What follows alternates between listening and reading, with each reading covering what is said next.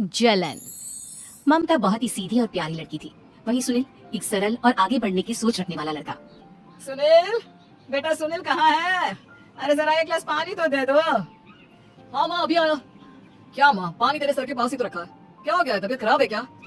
अरे नहीं नहीं, वो उठने का मन ही नहीं कर रहा था, तू देखा ही नहीं। वैसे क्या कर रहा है, यहाँ बैठ ना मेरे पास। माँ पढ़ रहा था, वो कह रहा नौकरी में तो वक्त नहीं मिलता, अब ऑफिस से घर आकर ही तो वक्त मिलता है। अच्छा अच्छा ठीक है, पढ़ ले जा बेटा।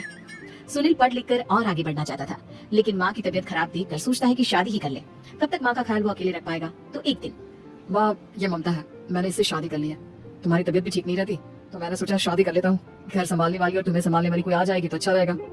माँ अचानक से सामने बहू देखकर हैरान रह जाती है। बेटा ये क्या बात होती है, न बैंड न बाजा न दहेज न शगुन, ऐसे कैसे बहू आ गई? बात तू तो जानती है, मैं नौकरी के साथ पढ़ाई कर रहा हूँ, तो कहाँ से इतना पैसा बचा पाता कि धूमधाम से शादी करता। वैसे भी माँ लोग तो आकर खाकर निकल जाएंगे, इसलिए बस वैसे ही। माँ जी मैं आपका ख्याल रखूंगी, वैसे भी ये आगे की पढ़ाई कर रहे हैं, अच्छा कुछ कर गए तो सबके दिन फिर से अच्छे आ जाएंगे।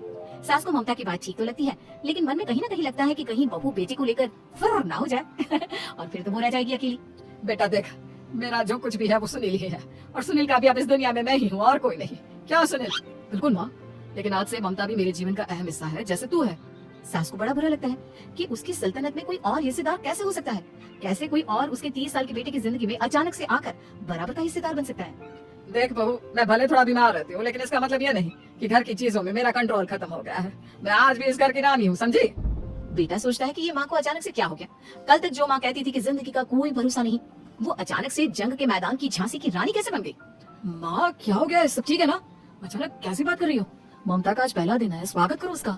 आसपास के आंटियों को बुलाओ, नई दुल्हन की मुंह दिखाई करवाओ। खैर सास होने का फर्ज निभाती है और बाद में एक सहेली के साथ बाहर निकल जाती है। क्यों ही बताया नहीं कि बेटे का ब्याह कर रही हो? वैसे तो सारा दिन हम ही में घुसी रहती हो। अरे मुझे भी तो अभी पता चला, यूं अचानक सर पर लेकर आ गया। कहता है बहू है माँ तुम्हारी, अब इसको भी इतना ही मैं प्यार करता हूँ जितना तुझे करता हूँ। लो जी, ये क्या बात होगी? क्यों इतना प्यार करता है? अरे माँ का प्यार तो ज्यादा होता है। अब उसको तो कोई दूसरा पति मिल सकता है, लेकिन तुम ही बताओ, क्या माँ की ममता किसी और की हो सकती है? ना जी ना, बेटे को समझाओ ये बात। अरे क्या समझाऊं, मुझे तो खुद ही समझ में नहीं आ रहा कि क्या हो रहा है। जो बेटा कल तक माँ माँ करता था, अचानक से बीवी बीवी का राग आलाप रहा है। देखा, उसकी बीवी ना सुंदर और जवान है, सुंदरता के आगे तो एक से एक नहीं टिके, तो तेरा बेटा किस खेत की मूली है? सास को भी समझ में आ जाता है कि बहू की सुंदरता के आगे माँ का प्यार किसी काम का नहीं। उधर बीवी, ए जी अम्मा जी सहेलियों को छोड़ने गई थी, अभी तक आई नहीं, हम देख आए क्या? अरे रहने दो ना, आ जाएंगी, कहाँ जाएंगी, उनकी आदत है, एक बार जाती है तो पूरी पंचायत खत्म करके ही आती है। अच्छा ही है, खाना वाना खा कर गई होगी। छोड़ो ना, घूमेगी तो खाना पचेगा, नहीं तो ऐसे ही खाट पकड़ लेगी। बहू भी शांत हो जाती है। उधर सास सोचती है कि आज थोड़ा देर से ही घर जाती हूँ, जब बेटा परेशान होकर ढूंढेगा तब मजा आएगा। बीवी को खुद ही पता चल जाएगा कि माँ के आगे उसकी दाल नहीं गलेगी। लेकिन वहीं दूसरी ओर घर पर, ए जी माँ जी अभी भी नहीं आई, हमको तो घबराहट हो रही है कि क्या करें, जाकर पता करें किसी के घर। अच्छा कहाँ जाओगी ये भी बता दो, पहला दिन है तुम्हारा इस घर में और एक ही दिन में मोहल्ला छानोगी क्या? हाँ तो आप भी तो नहीं जा रहे हैं ना, हमको फिक्र हो रही है। अरे यार ये रोज का है अम्मा का, खाओ और सो जाओ। बस फिर क्या था, बेटा बहू खाना खाते हैं और कमरे में सोने चले जाते हैं। उधर जब सास को कोई देखने नहीं आता तो वो हार कर घर आ जाती है, जहाँ वो देखती है कि सारे घर की लाइट्स बंद है। सास को गुस्सा आता है, बहू ममता बहू कहाँ हो? लेकिन सारे दिन की थकी बहू को ऐसी नींद आती है जैसे किसी ने भांग की गोली खिला दी हो। वो तो नहीं उठती, उठकर आ जाता है बेटा।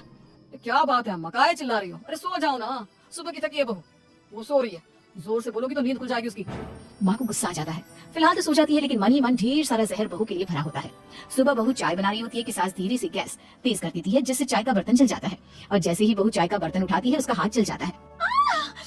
मेरा हाथ जल गया। वो जोर जोर से चिल्लाकर इधर उधर भागती है कि सास थोड़ी देर में उसके हाथ में पानी डाल देती है। हाय रे बहू क्या कर रही हो, पहली बार रसोई छुई हो क्या? सासू माँ गलती से गैस तेज रह गई थी और बर्तन जल गया, जिससे मेरा हाथ जल गया। हाय रे कितना गंदा दाग, छी छी छी छी, मुझे तो उल्टी आ रही है तेरा गला हुआ मांस देखकर। तू ना मुझे अभी हाथ से खाना मत लगाना। बहू भी खुद का हाथ देखती है तो उसे भी रोना आ जाता है।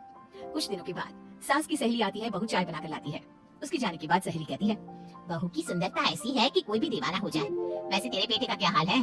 अरे वैसा ही है, बहू के पीछे लड्डू, क्या करूँ कुछ समझ में नहीं आ रहा। मैंने तो बहू के चेहरे पर दिवाली के पटाखे की चक्री भर दी, उसका पूरा चेहरा जल गया। अब देखो ना रही सुंदरता, और ना ही अब मेरा बेटा उसे पूछता है। अरे अब तो वो उसे छोड़कर दूसरी भी देखने को बोल गया है मुझे। बहू सारी बात सुन रही होती है। आंटी एक बात बताइए, क्या भरोसा है कि दूसरी सही आए और आपके अनुसार रहे? देखिए आंटी, मेरी सासू माँ को गलत बात सिखाने की जरूरत नहीं है। हमारा परिवार साथ में खुशी से रह रहा है। देख बहू, मेरी सहेली की बेइज्जती ना कर, वही अच्छा रहेगा तेरे लिए, समझी? बहू नहीं मानती है। वो बार बार उनकी सहेली को घर से निकल जाने को कहती है। तभी सास की सहेली पास के चूल्हे से लकड़ी लाकर बहू के चेहरे पर लगा देती है। बहू जोर जोर से रोने लगती है। अरे ये क्या कर दिया? मैंने कहा किया, ये तो तूने किया। तू ही नहीं चाहती थी कि बहू बेटे के साथ रहे, भला मैं क्यों करूंगी? मैं तो चली, निपटा। बहू रो रही होती है, दर्द से चिल्ला रही होती है, लेकिन सास उसे डॉक्टर के पास नहीं ले जाती। तभी पति आता है। क्या हो गया ममता? ये दाग कैसे लगा? तुम कैसे चली? ममता कुछ नहीं कहती, बस दर्द से करा रही होती है। पति माँ की तरफ देखता है। हो ना हो माँ, ये पक्का आपका काम है। आप ही ममता से चला करती थी ना। देखना माँ, अब पुलिस आएगी, केस बनेगा, लेकिन पहले मैं ममता को अस्पताल लेकर जा रहा हूँ। सभी अस्पताल जाते हैं, जहाँ डॉक्टर ममता की सास से कहते हैं, आपने तो नहीं जलाया ना बहू को? अब ममता की सास के तो पसीने छूट रहे होते हैं। वो घबरा कर कहती है, ना ना डॉक्टर साहब, कैसी बात करते हैं? हम क्या चलाएंगे अपनी बहू को? डॉक्टर ममता के पति से पूछते हैं। देखिए, क्योंकि ये ससुराल में जगी है तो मामला पुलिस का बनता है, तो आप पहले पुलिस को बुलाइए, तभी इलाज पूरा होगा। सास डर जाती है कि अब तो बची जिंदगी जेल में ही रहना होगा। रहने दीजिए ना, पुलिस को क्यों बुलाना? सारी हंसी खत्म हो जाएगी जब पुलिस के डंडे पड़ेंगे। बहू को जलाना भले ही बहुत आसान हो, लेकिन उसके बाद सारी जिंदगी जेल की हवा खाना। सास डर जाती है। पुलिस आती है। पास लेटी दर्द से करा रही ममता स्टेटमेंट देती है। तो क्या हुआ था? कैसे चली आप? ममता पास खड़ी सास को देखती है। बेटी बताओ, कैसे चल गई तुम? ओए, काका का किरण वाली शाहरुख, चुप बिल्कुल चुप। सास चुप। सभी इंतजार करते हैं कि ममता क्या बोलेगी। जी मैं खाना बना रही थी, लकड़ी उड़कर मेरे ऊपर गिर गई और मैं जल गई। सास बहू की बात सुनकर रोने लगती है। देखा माँ, कितनी समझदार है ममता। ये चाहती तो, हाँ बेटा, ये चाहती तो मैं आज जेल में होती। मुझे माफ कर दे, मैं आगे से अभी कभी ऐसा नहीं करूंगी। बहू के साथ मिलकर रहूंगी, मुझे माफ कर दे।